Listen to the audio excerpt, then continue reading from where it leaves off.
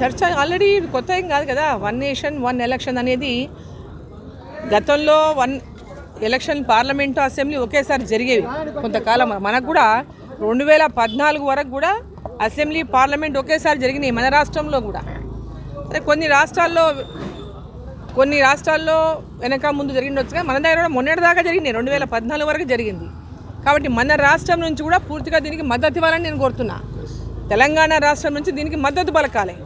Party వేరు కదా అని చెప్పి ఈరోజు రాజకీయం చేయడానికి ప్రయత్నం చేయకూడదు. ఈ రాష్ట్ర ప్రభుత్వము కాంగ్రెస్ పార్టీ 1 నేషన్ 1 ఎలక్షన్ అనేది ఈరోజు ఎలక్షన్లతో ప్రతి సంవత్సరం 5 సంవత్సరాలు కంటిన్యూస్గా ఏదో ఎలక్షన్ రావడం వల్ల అభివృద్ధికి పూర్తిగా అడ్డంకిగా తయారైన ఎలక్షన్లు, ఒకసారి అసెంబ్లీ ఎలక్షన్లు, ఒకసారి పార్లమెంట్ ఎలక్షన్లు, ఒకసారి లోకల్ బాడీ ఎలక్షన్లు, గ్రామ పంచాయతీ ఎలక్షన్లు, ఎంపీటీసీ జడ్పీటీసీ ఎలక్షన్లు, మున్సిపాలిటీ ఎలక్షన్లు, ఇట్లా దానివల్ల అభివృద్ధి అనేటటువంటి దానికి ఆటంకం ఏర్పడుతూ ఉంది. దేశవ్యాప్తంగా ఒకేసారి ఎన్నికలు జరుగుతాయి.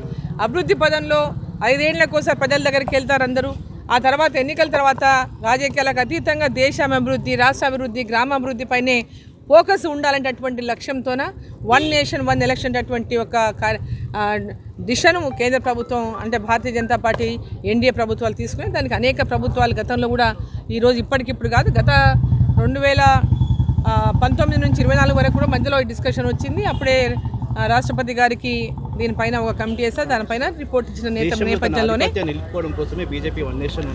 అధికారంలో లేనటువంటి పార్టీలు మాట్లాడడం పరిపాటి. అధికారంలో లేనటువంటి పార్టీలు అధికారంలో ఉన్న పార్టీలపైన ఎప్పుడు కూడా ఇటువంటి వ్యాఖ్యలే చేస్తాయి.